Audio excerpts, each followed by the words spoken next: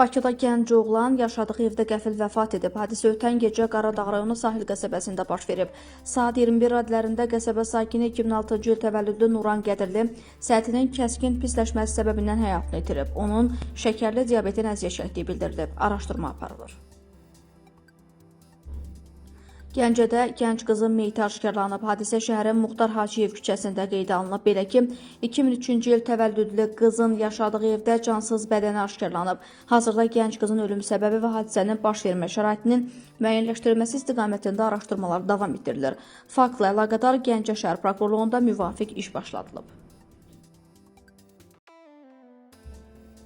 Bakının Nərimanov rayonunda ölümlə nəticələnən yol nəqliyyat hadisəsi baş verib. Hadisə ötən gün rayonun Ziya Bünyadov prospektində yaşanıb. Ceyhun Rasimoğlu Məmmədli idarə etdiyi Mercedes markalı 99 VB 494 dövlət nömrə nişanlı avtomobillə hərəkətdə olarkən Anar Nurəddinoğlu Qəribovun idarə etdiyi 10 XP 729 dövlət nömrə nişanlı Tofaş və Şadman Fayqoğlu Əsgərzadənin idarə etdiyi 90 XV 763 nömrəli Mitsubishi markalı maşınlarla toqquşub. Hadisə nəticəsində Şadman Əsgərzadə dünyasını dəyişib. Məlumata görə həyatını itirən Şadman Əsgərzadə hərbi qulluqçu olub. Faktla bağlı araşdırma aparılır.